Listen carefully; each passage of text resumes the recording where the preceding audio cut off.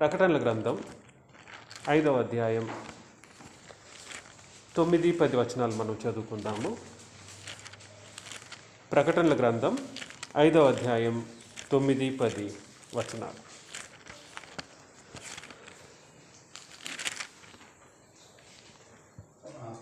ఆ పెద్దలు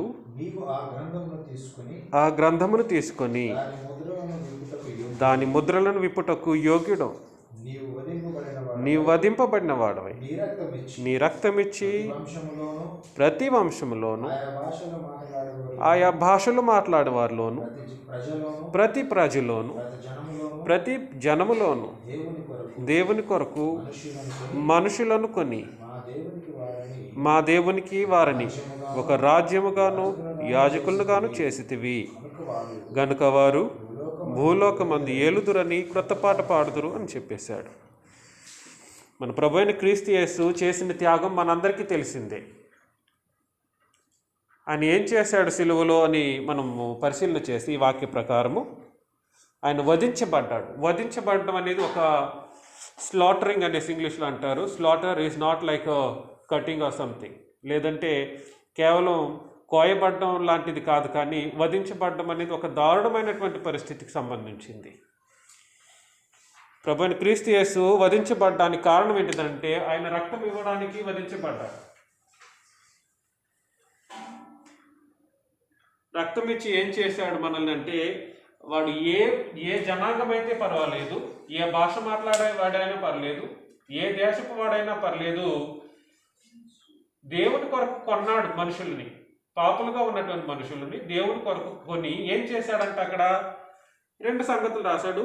కొన్నటువంటి వాళ్ళు దేవుని రాజ్యంగా ఉంటారు.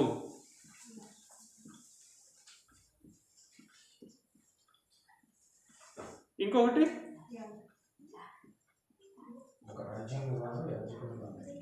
యాజకులుగా ఉంటారు అని తెలియజేసేసాడు. కనబడుతుంది, రాజ్యంగా ఉంటారు, యాజకులుగా ఉంటారు అని తెలియజేశాడు. మనం ఇవాళ యాజకులు గురించి మనం ఆలోచన చేద్దాం. దేవుని క్రొత్త నిబంధన యాజకుల గురించినటువంటి ఆలోచన మనం చేద్దాం. దీనికంటే ముందు ఒకసారి ఒక వాక్యం చూద్దాము. ఎఫెసీయులకు రాసిన పత్రిక 2వ అధ్యాయం 12వ వచనం. ఎఫెసీయులకు రాసిన పత్రిక 2వ అధ్యాయం 11-12 వచనాలు మనం ఆలోచన చేస్తే, కాబట్టి శరీర విషయంలో అన్యజనులై ఉండి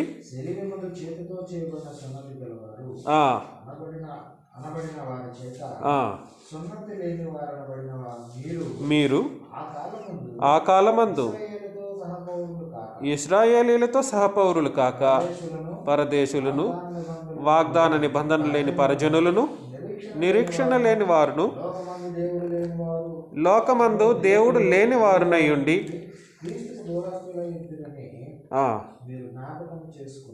అవునండి. ఆ తర్వాత అయినను మునుపు దూరస్తులైన మీరు ఇప్పుడు క్రీస్తు యేసునందు క్రీస్తు రక్తం వలన సమీపస్తులై ఉన్నారు అని తెలియజేశాడు. ఎవరైతే అన్యజనులుగా ఉంటున్నారో, క్రీస్తు యేసు యొక్క రక్తము చేత కొనబడని వారిగా ఉంటున్నారో, అంటే బాప్తిస్మం ఎవరైతే పొందలేదో వాళ్ళకి దేవుడు దేవుడిగా ఉండడంట. అక్కడ అదే చెప్పేశాడు. నీకు దేవుడు దేవుడిగా లేడు. బాప్తిస్మం పొందనటువంటి వాళ్ళకి దేవుడు దేవుడుగా ఉండడు. పరజనులకి దేవుడు తండ్రి అనేటువంటి దేవుడు కాదు. మనం అనుకోవచ్చు, మనం కూర్చొనేసి ఎన్నెన్నో కార్యక్రమాలు చేస్తూ ఉండొచ్చు. బాప్తిస్మం పొందకపోతే నీ కానుక వ్యర్థం, నీ పాటలు వ్యర్థం, నీ మోకాళ్ళు నీ చేసే ప్రతిక్రియలు వ్యర్థం, ఎంతసేపు ప్రార్థన చేసినా వ్యర్థం. మనకు ఐడియా ఉంది కదా, కొర్నేలికి సంబంధించినటువంటి విషయము. ఎన్నో దాన ధర్మాలు చేశాడు. మనుషులు చూస్తూ ఉంటే అలాంటి నీతిపరుడు, అలాంటి వాడు ఎక్కడా లేదనేటువంటి ఒక స్టేట్మెంట్ కూడా వచ్చేసింది. కానీ కొరత ఒకటి ఉంది అని చెప్పేశాడు. సరే, ఏదేమైనప్పటికీ దేవుని యొక్క రాజ్యములో యాజకులుగా ఉన్నటువంటి వాళ్ళు జరిగించవలసినటువంటి కొన్ని కార్యక్రమాల గురించి మనం ఆలోచన చేద్దాం. క్రీస్తు రక్తము ఒక పాపి అయినటువంటి వ్యక్తిని, మనుషులను కొని రెండు స్టేటస్ని ఇచ్చింది. ఒకటి ప్రీస్ట్ హుడ్ లేదంటే యాజకత్వము,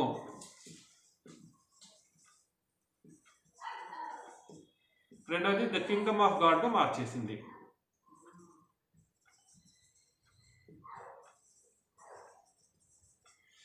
దేవుణ్ణి సేవించాలంటే, దేవుణ్ణి సేవ చేయాలంటే వాడు క్రీస్తు రక్తంతో కొనబడిన వాడిగా ఉంటేనే దేవుని సేవ చేయడానికి అర్హుడు. హెబ్రీలకు రాసిన పత్రిక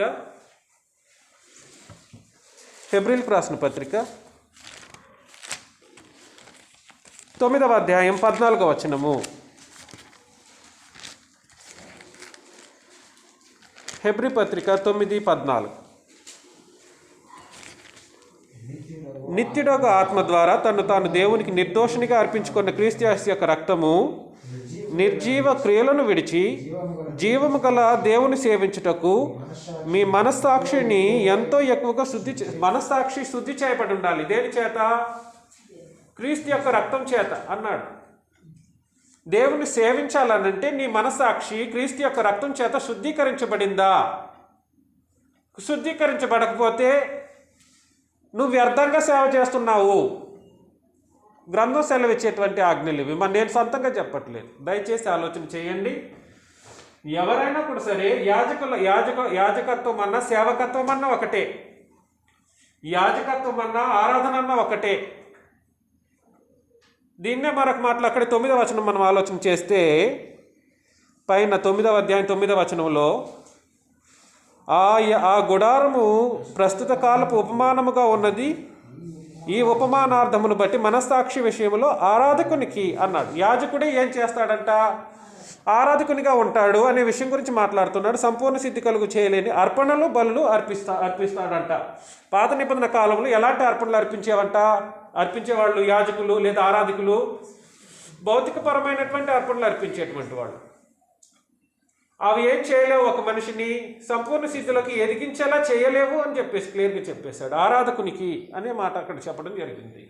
కాబట్టి యాజకులు లేదా సేవ చేసేటువంటి వాళ్ళు లేదా ఆరాధకులు దేవుణ్ణి సేవించడానికి ఏకైక మార్గం ఏంటిదంటే క్రీస్తు యేసు యొక్క రక్తం చేత నువ్వు కొనబడ్డావా? కొనబడితే ఆరాధించు, లేదంటే నీ ఆరాధన వేస్ట్. దేవుడు అంగీకరించినటువంటి ఒక వ్యర్థారాధనగా మిగిలిపోతూ ఉంటుంది. నువ్వు ఎన్ని సంవత్సరాలు కూర్చొని ఆరాధించినా అలాంటి ఆరాధన దేవుడు కోరుకోడు. నువ్వు బాప్తిస్మం పొందకుండా యేసుక్రీస్తు కోసము లేదా దేవుని కోసము ప్రాణం పెట్టినా, నువ్వు ఎంతగా ప్రేమించారని నిన్ను రుజువు చేసుకోవాలని నీ ప్రాణమే పెట్టేసినా దేవుడు కోరుకోడు. అలాంటి ప్రాణాన్ని కూడా కోరుకోడు. అలాంటి ఆరాధన దేవుడు అన్నాడు అంగీకరించడు. కాబట్టి యాజకులుగా ఉంటేనే మీరు దేవుని సేవించడానికి ఆయనకి ఆరాధించడానికి అర్హులు. ఆ అర్హతను కలిగించింది ఏంటిది? క్రీస్తు యేసు యొక్క పరిశుద్ధమైనటువంటి రక్తం. ఆయన యొక్క రక్తం ఏం చేసిందంటే మనల్ని, మన మనస్సాక్షిని శుద్ధి చేసి, పర్లేదు ఇప్పుడు నువ్వు బాగా నా రక్తం చేసి శుద్ధీకరించబడ్డావు, నువ్వు దేవుని సేవించడానికి అర్హుడవే అని చెప్పేసింది.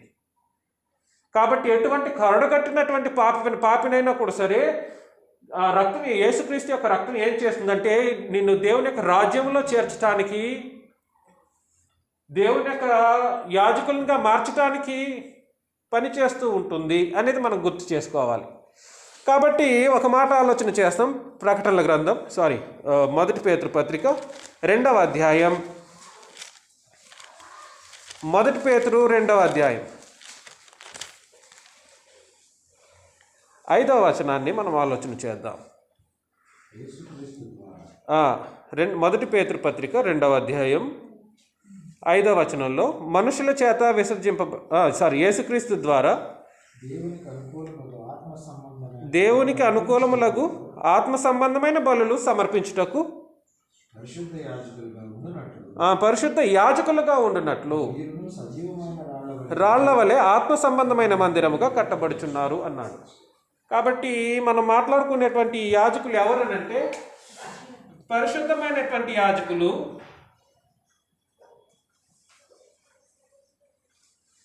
ఈ పరిశుద్ధమైనటువంటి యాజకులు ఆత్మ సంబంధమైన మందిరములో ఏం చేస్తారు? ఆత్మ సంబంధమైన మందిరంలో ఏం చేస్తారంటే ఆత్మ సంబంధమైన బలులు సమర్పిస్తారు అని తెలియజేశారు. అదే కదా అక్కడ చెప్పింది. ఆత్మ సంబంధమైన మందిరం ఇదేది మన కంటికి కనిపించేటువంటివి కావు. దయచేసి చర్చి గోడలు, చర్చి బిల్డింగ్లు అట్లాంటివి కాదు నేను మాట్లాడుతున్న సంగతి. ఆత్మ సంబంధమైనటువంటి మందిరం అనేటువంటి ఒక ప్లేస్లో ఏం చేస్తారంటే ఈ యాజకులు ఆత్మ సంబంధమైన బలులు సమర్పిస్తారు. ఆత్మ సంబంధమైనవి కంటికి కనబడవు. అర్థమవుతుందండి? ఆత్మ సంబంధమైనటువంటివి ఏవి మన కంటికి కనబడవు. మనం అనుకోవచ్చు కనబడతాయి అని చెప్పేసి, కాదు. ఆత్మ సంబంధమైనటువంటి బలులు సమర్పించడానికి పరిశుద్ధ యాజకులుగా ఆత్మ సంబంధమైనటువంటి మందిరములో మనం కట్టబడుతున్నాం అని చెప్పేశాడు. దీని అన్నిటికీ కారణం ఏంటిదనంటే క్రీస్తు యేసు యొక్క పరిశుద్ధమైనటువంటి రక్తం.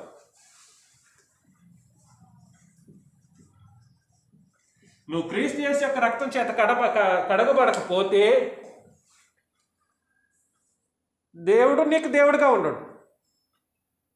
అర్థమవుతుందండి? దేవుడు నీకు దేవుడు, లోకంలో దేవుడే లేనటువంటి ప్రజలుగా మిగిలిపోతావు యుగాలు. నేను చెప్పేది దయచేసి జాగ్రత్తగా ఆలోచించడానికి ప్రయత్నం చేయండి.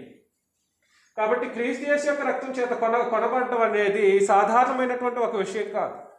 యాజకునిగా మార్చేటువంటి ఒక అద్భుతమైనటువంటి సంగతి. ఈ యాజకులు ఏం చేస్తారంట, ఆత్మ సంబంధమైనటువంటి మందిరంలో ఆత్మ సంబంధమైనటువంటి బలులు సమర్పిస్తారు.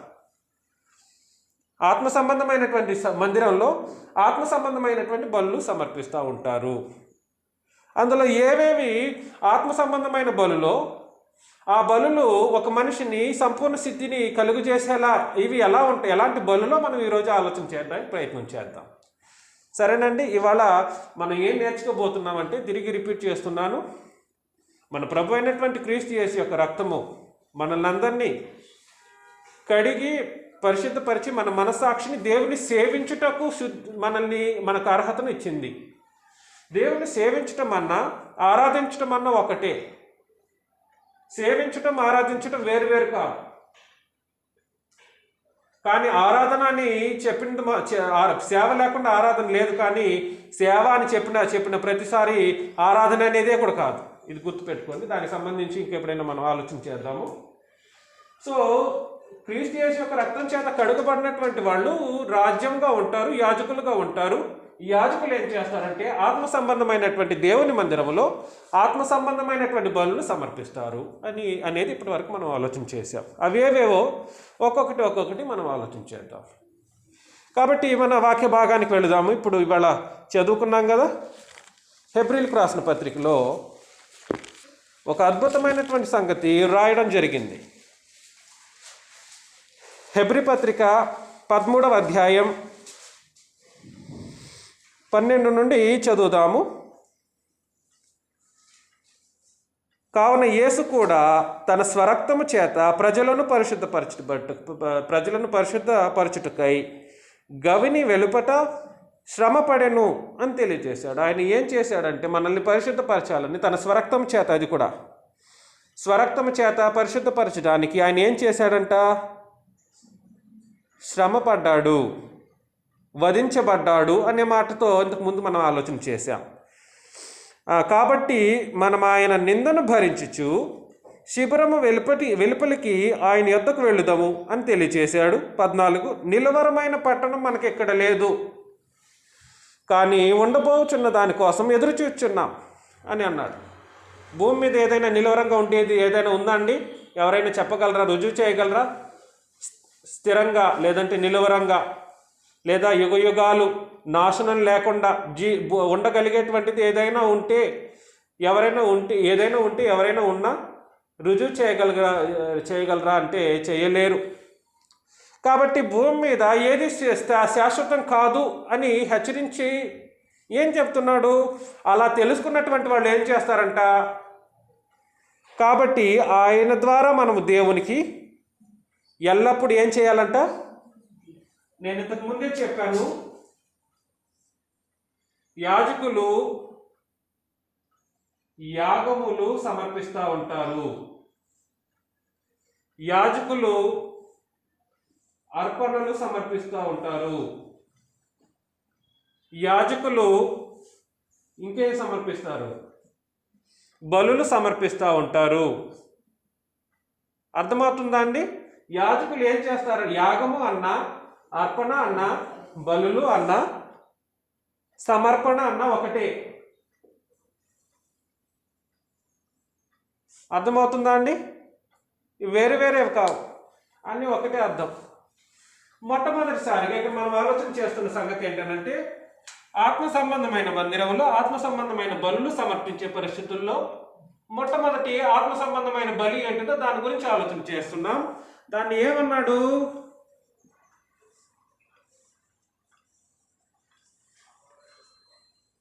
స్తుతి యాగం సమర్పిస్తాడంట. ఏమండి?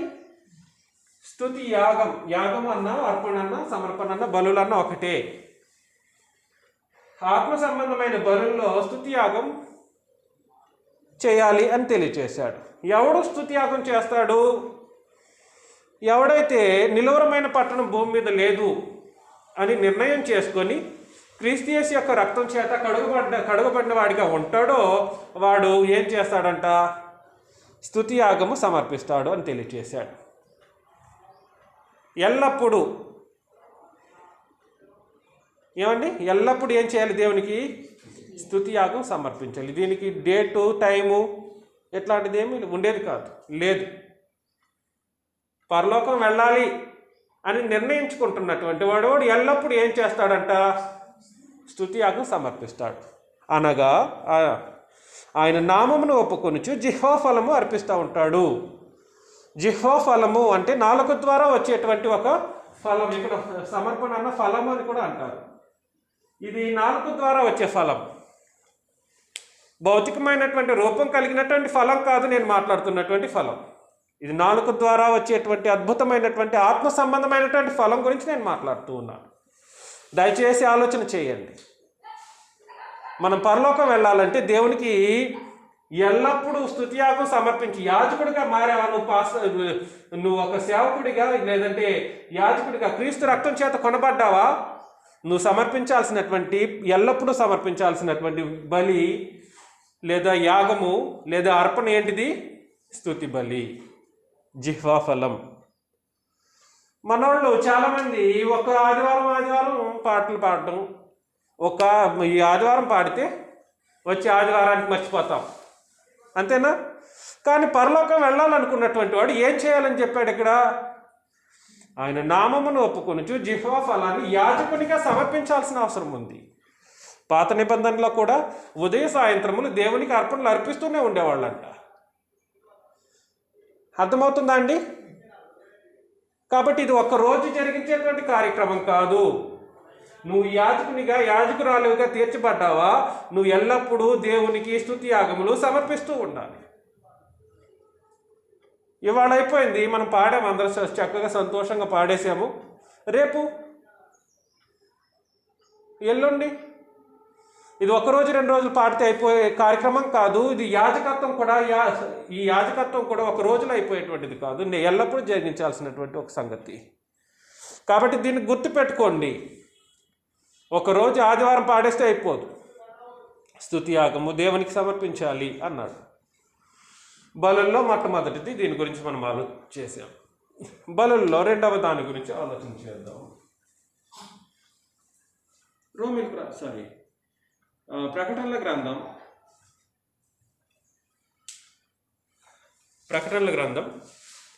5వ అధ్యాయం 8వ వచనాన్ని మనం ఆలోచన చేద్దాము. ప్రకటనల గ్రంథం 5వ అధ్యాయం 8వ వచనం.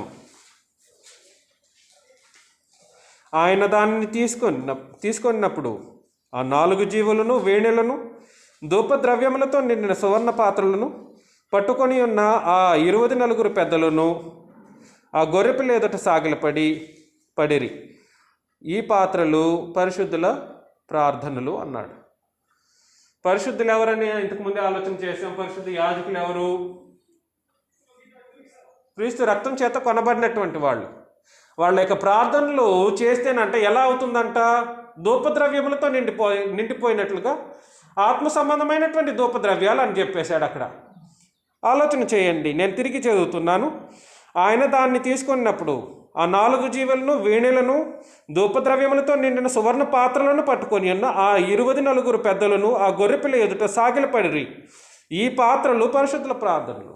మనం చేసేటువంటి ప్రార్థన చేసేటప్పుడు మనం ఎలా ప్రార్థన చేస్తాం దీంట్లోనే పాత్ర వస్తుంది. ప్రార్థన చేసేటప్పుడు ఏం జరుగుతుందంటే ఒక పాత్రగా మారి అందులో ధూపద్రవ్యాలు నింపబడి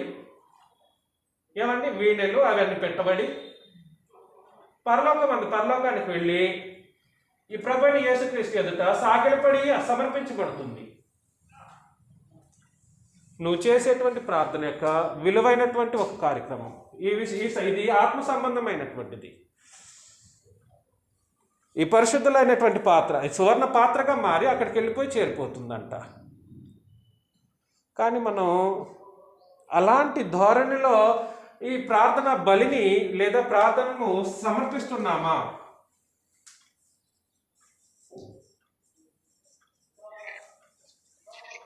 ఈ ధోరణిలో గ్రంథం చెప్పినటువంటి ధోరణిలో ప్రార్థన బలిని మనం సమర్పిస్తూ ఉన్నామా అంటే ఒకసారి మరికొన్ని వచనాలు చూసి ఆలోచన చేద్దాం. ధూపద్రవ్యములతో నిజంగా నింపబడుతుందా లేదా? ఒకసారి రోమిలకు రాసిన పత్రిక 14వ అధ్యాయం, రోమపత్రిక 14, 11, 12 వచనాలు.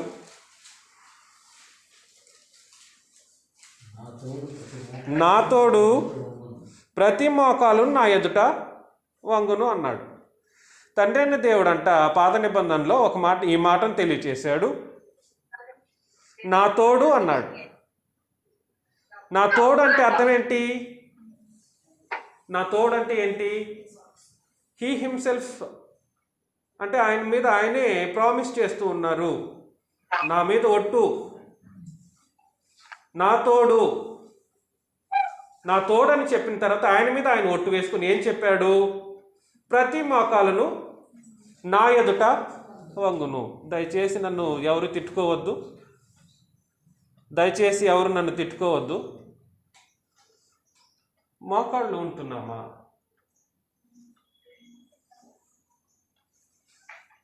ప్రార్థన చేసేటప్పుడు నువ్వు మొట్టమొదటిగా చేయవలసినటువంటి కార్యక్రమం ఏంటిదంటే మోకాళ్ళు ఉండడం.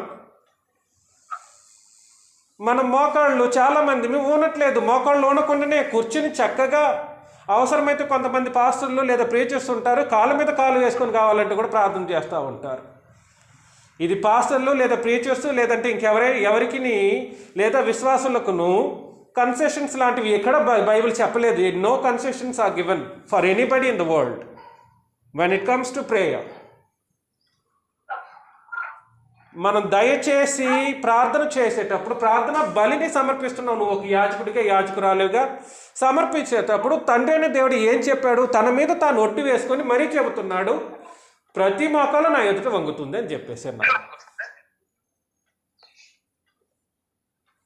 నిజంగా నువ్వు అర్పించేటువంటి బలి యొక్క పద్ధతులు నీకు తెలుసా? బలి యొక్క పద్ధతులు తెలియకపోతే నువ్వు అర్పించేటువంటి అర్పణలు దేవుని సన్నిధానంలోకి చేరదు. ఆయన పెట్టినటువంటి కండిషన్స్ని బట్టి మనం ప్రార్థన చేస్తేనే ఆ బలి సమర్పించబడుతుంది. ప్రభువైన క్రీస్తు యేసు మోకాళ్ళలోని ప్రార్థన చేసే పరిస్థితులు ఉండేవి. అపోస్తలులు మోకాళ్ళలోని ప్రార్థన చేసేటువంటి పరిస్థితులు ఉండేవి. విశ్వాసులైనటువంటి వాళ్ళకి మీరందరూ పరిశుద్ధులుగానే ఉండాలి లేదా యాజకత్వం చేయాలని అన్నప్పుడు, ప్రార్థన చేయాలని అన్నప్పుడు మోకాళ్ళలోని ప్రార్థన చేయాలని ఆజ్ఞాపించడం కూడా జరిగింది. మరి మనం నిజంగా ఏం బైబిల్ చదువుతున్నాము మోకాళ్ళలోని పోతే? ఈ మాటలు నేను అన్నందుకు కొన్ని సంఘాల్లో పాజిటివ్గా తీసుకున్న సంఘాలు చైర్స్ తీసేశారు. చక్కగా మనలాగనే ఇలా పర్చేస్ చేసి నెక్స్ట్ ఆదివారం వెళ్ళంగానే ఇలా పర్చేసారు, చక్కగా కింద కూర్చున్నారు, ప్రార్థన అనగానే మోకాళ్ళ నుండి ప్రారంభించారు. మీలో ఎంతమంది నన్ను తిట్టుకుంటున్నారు? I really don't care. నన్ను తిట్టుకున్నా పర్లేదు, మనం పరలోకానికి వెళ్ళాలి. కాబట్టి మోకాళ్ళలో నా దేవుడే తన మీద తాను ఒట్టు వేసి మరీ చెప్పిన తర్వాత నువ్వెందుకు మోకాళ్ళు ఉండడానికి బాధపడతావు, కష్టపడతావు? మరొక మాట చూద్దాం. ఎఫెసీయులకు రాసిన పత్రిక 1వ అధ్యాయంలో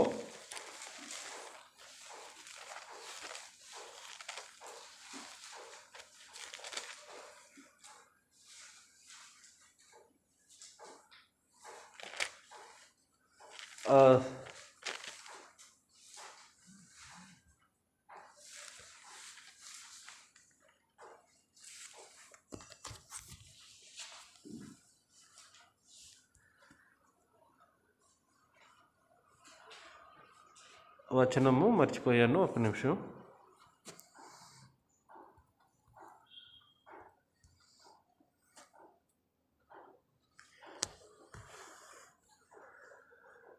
ఎఫెసీయులకు రాసిన పత్రిక 3వ అధ్యాయం 14వ వచనం.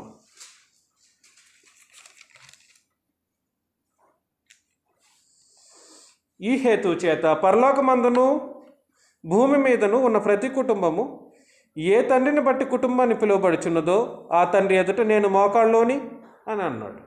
మనం దీనికి మించి ఎక్కువ మాట్లాడాల్సిన అవసరం లేదు కూడా. ఏమండి, మీ మనసును బాధపడుతుండొచ్చు, దయచేసి నన్ను క్షమించండి. కానీ ప్రార్థనా బలిని సమర్పించాల్సినటువంటి ఒక ఏకైకమైనటువంటి మొట్టమొదటి ఇంపార్టెంట్ రూల్ ఏంటిదనంటే మోకాళ్ళలోని ప్రార్థన చేయడం. ఇందులో ముసలితనం ఉన్నటువంటి వాళ్ళు, లేదా వయసులో ఉన్నటువంటి వాళ్ళు, లేదా డబ్బులు ఉన్నటువంటి వాళ్ళు, ఎవరికి ఎటువంటి కన్సెషన్స్ లేవు. ఎవరికి ఎటువంటి కన్సెషన్స్ దేవుడు ఇవ్వలేదు. ఒకవేళ కాళ్ళు లేనటువంటి వాళ్ళు, ఇలాంటి వాళ్ళు తమ యొక్క బలహీనతలు బట్టి మోకాళ్ళు ఉండకుండా ప్రార్థన చేసి దానికి దేవుడు చెప్పేశాడు. దానికి సంబంధించినటువంటి ఆలోచన, ప్రార్థన గురించి ఆలోచన చేసినప్పుడు చెబుతాం. ఆలోచన చేద్దాం. ఖచ్చితంగా మనకు వచనాలు ఉన్నాయి.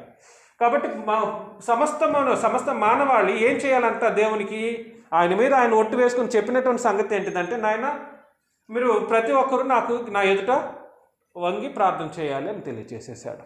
కళ్ళు మూసుకోండి, తలలు వంచుకోండి అనేటువంటి ఒక ఫార్మాట్ ఇప్పుడు మొత్తం గ్రంథంలో లేనటువంటి ఒక ఫార్మాట్ అనమాట.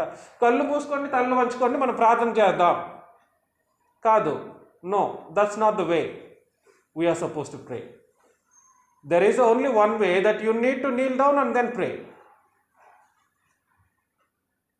సరేనా అండి? కాబట్టి మనం యాజకులుగా క్రీస్తు రక్తం చేత కొనబడి యాజకులుగా మార్చబడినటువంటి వాళ్ళు ఏం చేయాలంటే ప్రార్థనా బలి దేవునికి సమర్పించాలి. ప్రార్థనా బలి సమర్పించేటప్పుడు ఏం చేయాలంట? మోకాళ్ళలోని దేవునికి ప్రార్థనలు సమర్పించాలి. అదే రోమీయులకు రాసిన పత్రిక తిరిగి వెళ్ళిపోదాము 14వ అధ్యాయంలో. ప్రతి మోకాలు అన్నాడు నా ఎదుట వంగును, ప్రతి నాలుకయు దేవుని స్తుతించును అని ప్రభువు చెప్పుచున్నాడు అన్నాడు. ఏమన్నాడంటండి? ప్రతి మోకాలు. ఇది చూడండి, స్తుతి యాగాన్ని జిహ్వా ఫలం సమర్పించాలి. దీనికి దేన్ని వాడాలి? ఈ ప్రార్థనా బలికి మోకాళ్ళు. తర్వాత జిహ్వా ఫలానికి సంబంధించింది మరొక మాట చెప్పేశాడు. ఇందులో కూడా ఎవరికి కన్సెషన్స్ లేదు. నేను పాడలేదు అని చెప్పడానికి వీల్లేదు, అది పాడను నేను చెప్పడానికి వీల్లేదు. ప్రతి నాలుక దేవుని ఏం చేయాలి? స్తుతించాలి, స్తుతి యాగం సమర్పించాలి ప్రతి నాలుక. నేను పాడనంటే కుదరదు. ఇక్కడ ఆత్మ సంబంధమైనటువంటి మందిరంలో ఉన్నటువంటి వాళ్ళు ఆత్మ సంబంధమైన బలులు సమర్పించే పరిస్థితుల్లో నేను పాడను అనడానికి వీల్లేదు. అందుకే నేను అనేక సార్లు మీకు కూడా హెచ్చరించాను అని అప్పటి నుండే హెచ్చరించేటువంటి సంగతి ఏంటంటే టైమింగ్ మెయింటైన్ చేయడం. ఇవాళ ఆరాధన మనకు 9:30కి ప్రారంభం అవ్వాల్సింది ఉంది. 9:30కి ప్రారంభించాం. ఒకరేమో 5 నిమిషాలు లేటుగా వచ్చారు, ఒక పాట అయిపోయింది. ఒకరేమో పాటలంతా అయిపోయి వచ్చారు, వాక్యం ప్రారంభమైంది. వాక్యం ప్రారంభమైన తర్వాత వచ్చిన తర్వాత వీళ్ళు పాటలు పాడారా? 5 పాటలు పాడాము, వచ్చారా అంటే లేదు. వాళ్ళు పాడారా అంటే లేదు. దేవుని యొక్క ఆత్మ సంబంధమైనటువంటి మందిరంలో సమర్పించేటువంటి స్తుతి యాగం, స్తుతి బలి, స్తుతి అర్పణ, ఇందులో కన్సెషన్స్ లేదు. ప్రతి నాలుక ఆయన స్తుతించాల్సిందే. ప్రతి నాలుక ఆయన స్తుతించాలి. లేటుగా వస్తే స్తుతించావా? లేటుగా వస్తే స్తుతిస్తామా? స్తుతించము. ఒక పాట 2 పాటలు మిస్ అయ్యానని చెప్పడానికి కూడా వీల్లేదు. చదవండి మరొకసారి, మీరే చదవండి బ్రదర్, ఒకసారి చదవండి, కిందకి చదవండి. 11, 12 ఒకసారి కంప్లీట్గా చదవండి. నా తోడు ప్రతి మోకాలును నా ఎదుట వంగును, ప్రతి నాలుకయు దేవుని స్తుతించునని ప్రభువు చెప్పుచున్నాడు గనుక. ఇందులో కూడా కన్సెషన్స్ లేదండి. ప్రతి వాడును తన గురించి దేవునికి లెక్క అప్పగింపవలను అని చెప్పేశాడు. Date time everything will be recorded. ఈరోజు డేట్ ఎంత? 20/12/2020. ఈరోజు స్టీఫెన్ నువ్వు ఎందుకురా మోకాళ్ళలోని ప్రార్థన చేయలేదు అని అడిగాడు అనుకో, ఏం లెక్క చెప్తావు నువ్వు?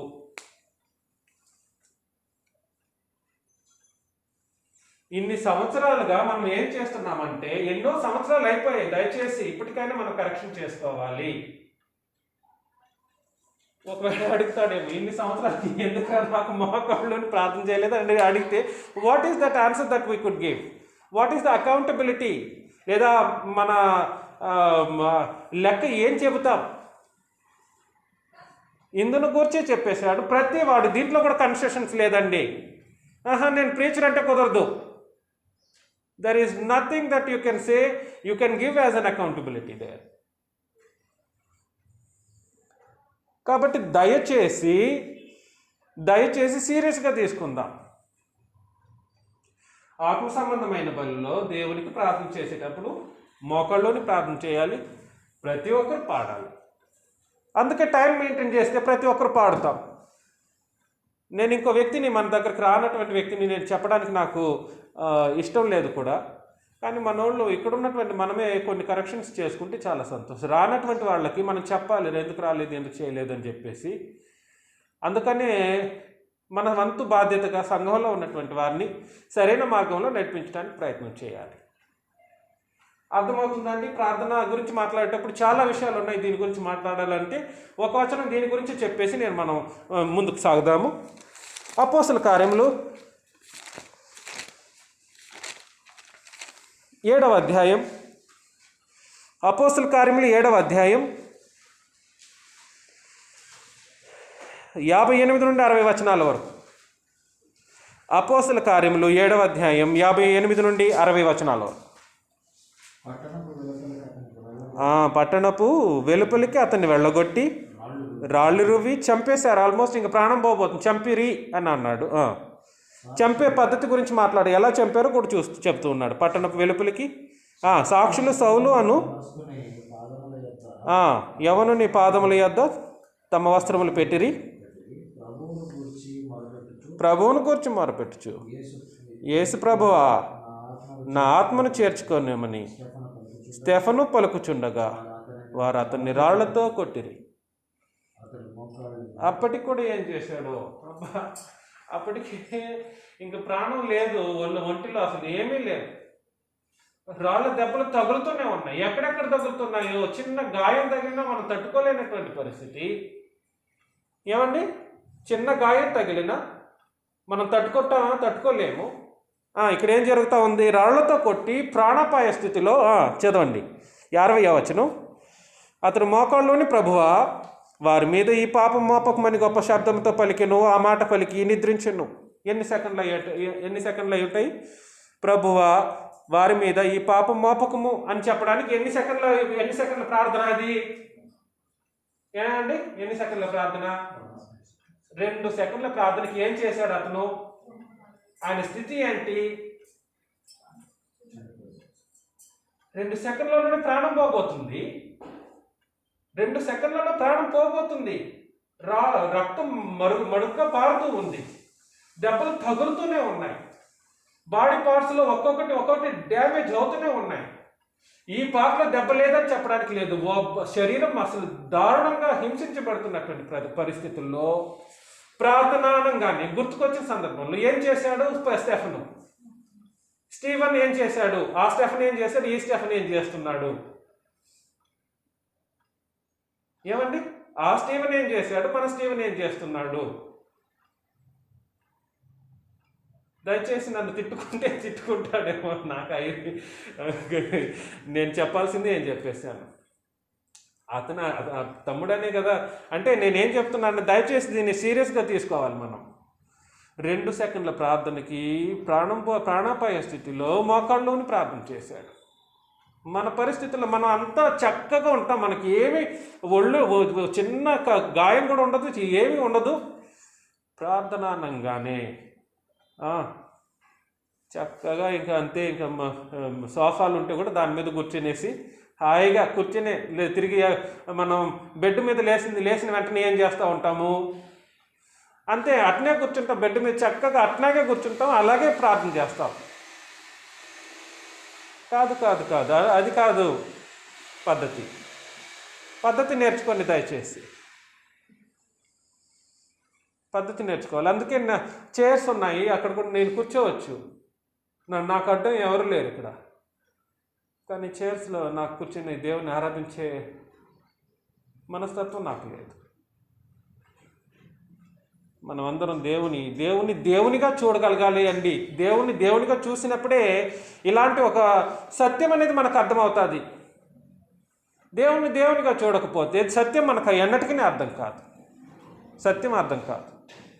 కాబట్టి ప్రార్థన బలి సమర్పించే సందర్భంలో నువ్వు చేయవలసినటువంటి మొట్టమొదటి గెస్చర్ లేదా పోస్చర్ ఏంటిదని అంటే మోకాళ్ళు నీ ప్రార్థన చేయుట. మోకాళ్ళు అనుకోండి ప్రార్థనకి మీదట ఎవరు చేయొద్దు. అందులోనూ దేవుడే తన మీద తాను ఒట్టు వేసుకొని చెప్పినటువంటి మాట ఇది. సొంత సాధారణమైనటువంటి సంగతి కాదు. ఆయన మీద ఆయన ఒట్టు వేసుకొని చెప్పేసినాడు. అది చెప్పిన తర్వాత కూడా నువ్వు పాటించలేదు, చేయట్లేదు అనేసానంటే అది చాలా పెద్ద తప్పిదం. నువ్వు లెక్క చెప్పాల్సిన అవసరం వస్తుంది. ప్రతి వాడో లెక్క అడుగుతాడు దేవుడు, ఎందుకు ఆ రోజు నువ్వు ఇలా చేసావని. నిలబడి ప్రార్థన చేసిన పరిస్థితులు కూడా ఉన్నాయి. అపోస్తలులు పరిస్థితులను బట్టి 1 మోకాళ్ళలోని ప్రార్థన చేశారు, 2 నిలబడి ప్రార్థన చేశారు. 2 పోస్చర్స్ ప్రార్థన చేయటానికి. కాబట్టి ఇదన్నమాట. సో ఆత్మ సంబంధమైన బల్లో 2. దీనికి ఎక్కువ టైం తీసేసుకున్నాను, ఇంకా ఎక్కువ మాట్లాడాల్సింది ఉంది, మనం తర్వాత ఇంకెప్పుడైనా మాట్లాడతాము. 3వ సంగతి గురించి మనం ఆలోచన చేసి ఇంకో 2 సంగతులు చూద్దాము. ఇంకో 3 సంగతుల తర్వాత వచ్చే ఆదివారం మనం ఆలోచన చేయడానికి ప్రయత్నం చేద్దాము.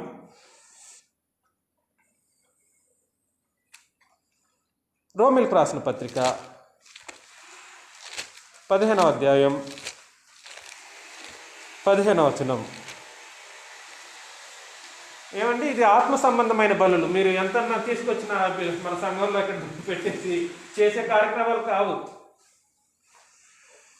రోమపత్రిక 15వ అధ్యాయం 15-16 కలిసి ఉన్నాయి. అయినను అన్యజనులు అనే అర్పణ ఒకటి ఉంది. ఎప్పుడైనా మీరు గుర్తుపెట్టుకోండి, అన్యజనులు అనేటువంటి అర్పణ కూడా ఒకటి ఉంది. మన ఇంట్లో ఉన్న అన్యజనుల్ని అర్పించడానికి మనం చాలా పోరాటం చేస్తూ ఉన్నాం. అన్యజనులు అనే అర్పణ యాజకులైనటువంటి వాళ్ళు, అంటే క్రీస్తు యేసు యొక్క రక్తం చేత కడుగుబడినటువంటి వాళ్ళు ఏం అర్పణ చేయాలంట? అన్యజనులు అనేటువంటి అర్పణను దేవుని యొక్క ఆత్మ సంబంధమైన మందిరానికి తీసుకెళ్లి సమర్పించాలి అని తెలియజేశాడు. దయచేసి ఆలోచన చేయండి. అన్యజనులు అన్న అర్పణ పరిశుద్ధాత్మ వలన పరిశుద్ధపరచబడి ప్రీతికరమగునట్లు నేను సువార్త విషయమై యాజక ధర్మం జరిగించుచు దేవుని చేత నాకు అనుగ్రహింపబడి ఉన్న కృపను బట్టి అన్యజనుల నిమిత్తము యేసుక్రీస్తు పరిచారకుడినైతిని అని తెలియజేశాడు. ఇది హేతు చేసుకొని మీకు జ్ఞాపకం చేయవలనని ఉండి ఎక్కువ ధైర్యం కలిగి సంక్షేమముగా మీకు వ్రాయిచున్నాను అని తెలియజేశారు. కాబట్టి యాజకుడు అయినటువంటి వాళ్ళు అన్యజనులు అనేటువంటి అర్పణను దేవుని యొక్క సముఖంలో యాజక ధర్మం జరిగించాల్సిన అవసరం ఉంది. అన్యజనులు అంటే ఎవరో కాదు, దేవునిగా లేనటువంటి వాళ్ళు, క్రీస్తు యేసు యొక్క రక్తం చేత కడగబడినటువంటి వాళ్ళు ఎవరు? అన్యజనులు. క్రీస్తు యేసు యొక్క రక్తం చేత కడగబడకుండా ఎవరైనా అన్యజనులు మనకు తెలిసిన వాళ్ళుగా ఉంటే వాళ్ళని మనం ఏం చేయాలంట? యాజకులైనటువంటి వాళ్ళు, కడగబడినటువంటి వాళ్ళు ఏం చేయాలి? యాజక ధర్మం జరిగించే పరిస్థితుల్లో ఆత్మ సంబంధమైన మందిరంలో వాళ్ళని తీసుకొచ్చి ఇక్కడ దేవునికి అర్పించాలి. దేవునికి ప్రీతికరం అనే మాట కూడా అక్కడ వాడబడింది. ఆయన ఇష్టపడేటువంటి ఒక సంగతి. నిజంగా దానికోసం మనం పని చేస్తున్నామండి. కానుకలు మనం సమర్పిస్తున్నాం. ఆ కానుకలు సహోదరుల్ని ఎక్కడైనా అక్కడికి వెళ్ళి వాక్యం చెప్పే పరిస్థితుల్లో ఆ కానుకలు వాడడం కానీ ఇట్లాంటి కార్యక్రమాలు. అన్ని జనులు అనేటువంటి అర్పణలు మన ఎవరు సీరియస్గా తీసుకోవట్లేదండి. ఎవరు సీరియస్గా తీసుకోవట్లేదు. ఎందుకంటే తెలియదు చాలామందికి. పాపులైనటువంటి వారు, అన్ని జనులు పాపులు, దేవుని సముఖానికి వాళ్ళని తీసుకొచ్చి మనం దేవుని పిల్లలుగా చేయడానికి యాజక ధర్మం చేయాలని చెప్పేశాడు అక్కడ. మన ఇంట్లోనే అన్ని జనుడు ఉన్నాడు ఒకడు, మనం ఏం చేస్తున్నాము, అతన్ని అర్పించలేకపోతున్నాం అనే పరిస్థితులు. అంతటి దారుణమైనటువంటి స్థితి. ఎందుకో అంతటి దారుణమైన స్థితి.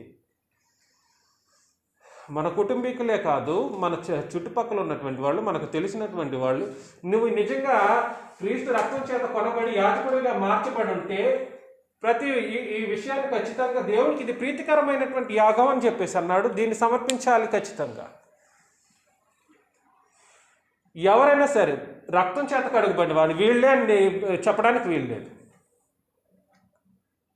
అర్థమవుతుందండి? దీనికోసం మనం కష్టపడి పని చేయాల్సిన అవసరం ఉంది. కష్టపడాలి, కొంచెం కష్టపడాలి దేవుని కోసం.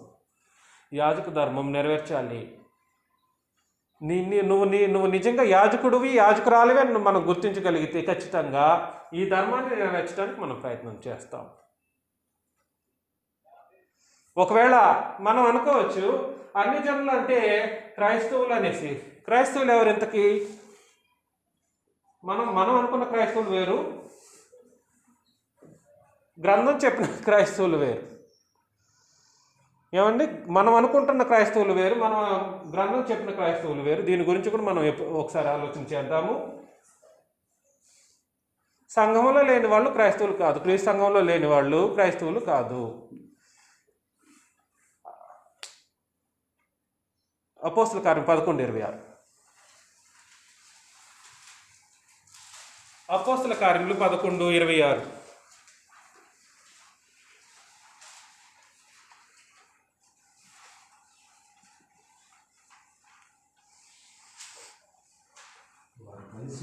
వారు కలిసి సంఘములో, అండర్లైన్ చేయాలి, సంఘములో ఉండి బహుజనులకు వాక్యమును బోధించిరి. మొట్టమొదట వాళ్ళని ఏమన్నారంటే క్రైస్తవులు అన్నాడు. కాబట్టి ఒకడు క్రైస్తవుడు అనాలంటే వాడు మొట్టమొదట ఎక్కడ సభ్యత్వం పొంది ఉండాలి? నువ్వు సంఘంలో లేకపోతే క్రైస్తవుడివా? కాదు. దయచేసి సంఘంలో లేనివాడు ఉన్నాడు మన చేతిలో, మన మధ్యలోనే ఉన్నాడు. సంఘంలో లేనటువంటి వాడు కూడా క్రైస్తవుడు కాదు. సంఘంలో లేకుండా పోవడం అంటే అర్థం ఏంటంటే రక్తం చేత, క్రీస్తు యేసు యొక్క పరిశుద్ధ రక్తం చేత కడగబడినటువంటి వాడు. వాళ్ళనే గ్రంథం ఏం చెప్పింది? క్రైస్తవులు అంటే రక్తం చేత కడగబడినటువంటి వాళ్ళని, లేదా సంఘంలో ఉన్నటువంటి వాళ్ళని ఏం చెప్పిందని అంటే క్రైస్తవులు అని చెప్పింది. గ్రంథం సెలవిచ్చిన సంగతి. నేను చెప్పుకుంటే కాదండి.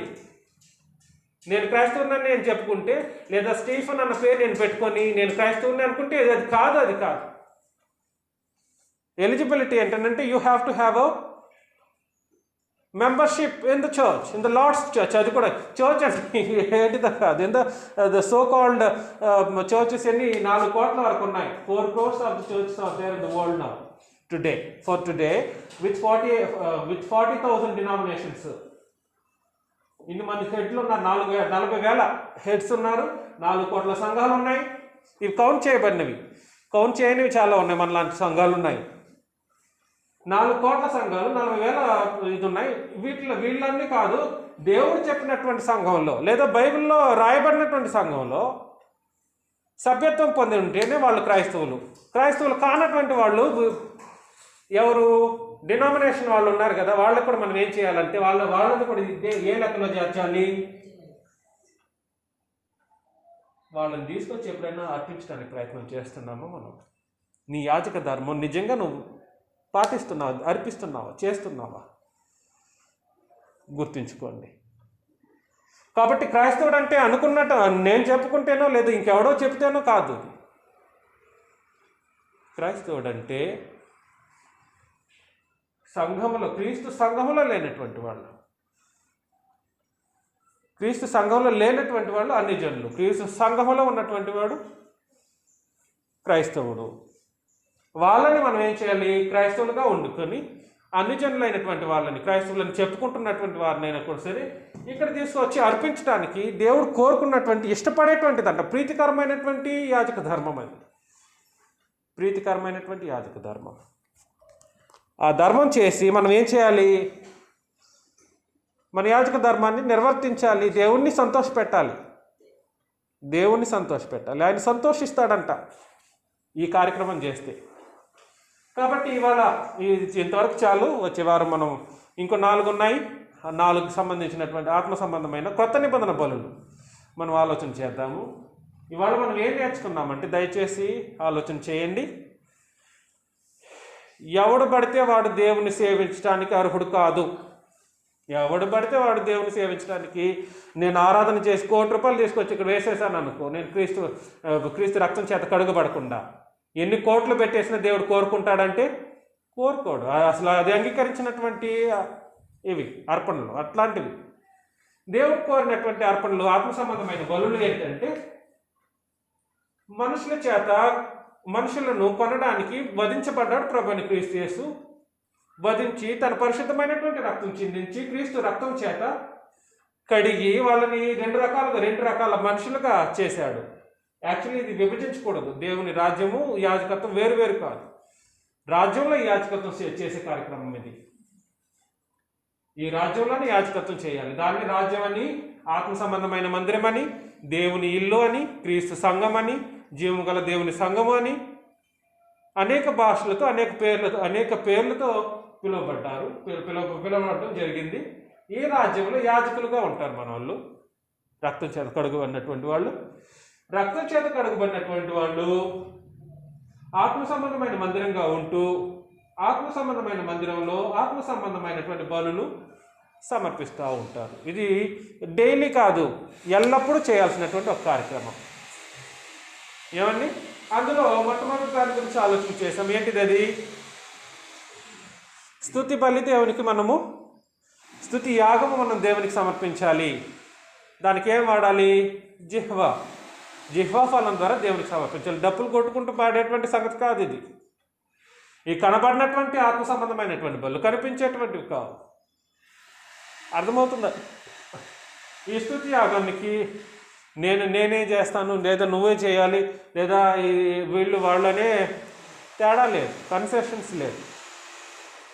ఎవడైతే పరలోకం వెళ్ళాలి, నిలవరమైన పట్టణం కోసం ఎదురు చూస్తాడో వాడు కాబట్టి అన్నాడు. కాబట్టి అక్కడ కాబట్టి అనే మాట ఉంటుంది. అంటే పై వచనం చదవాలి. నిలవరమైన పట్టణానికి వెళ్ళాలన్నటువంటి ఆలోచన ఎవడైతే కలిగి ఉంటాడో ఎల్లప్పుడూ దేవునికి స్తుతి యాగం సమర్పిస్తాడంట. పరలోకం వెళ్ళాలనుకుంటే, ఆ ఇష్టం ఎవరికైనా ఉంటే ఎల్లప్పుడూ దేవునికి స్తుతి యాగం సమర్పించాలి. ఇక మీదటన్నా అది అలవాటు చేసుకోవాలి మనం. సరేనా అండి? ఇన్ని రోజులు మనం ఎట్లాగైతే అట్లా ఉండిపోయాము. ఒట్టి ఆదివారం మాత్రమే నోరు విప్పి పాడేవాళ్ళం. స్తుతి యాగం ఎల్లప్పుడూ సమర్పించడానికి ప్రయత్నం చేయాలి. రెండవ బలి ఏంటిదంటే, మోకాళ్ళలోని ప్రార్థన చేసేటువంటి బలి. ప్రార్థనా ధూపం అన్నాడు అక్కడ. ప్రార్థనా బలి లేదా ప్రార్థనా ధూపం అన్న కూడా ఒకటే. ఈ ప్రార్థన బలి ఎటు పడితే అటు చేయకూడదు. ఇది ఎటు పడితే అది చేయకూడదు. కేవలం జిహ్వా ఫలం మాత్రం సమర్పించాలి. ఇది ఎటు పడితే అది చేయకూడదు. మోకాళ్ళలోనే చేయాలి. మోకాళ్ళలోనే చేయాలి.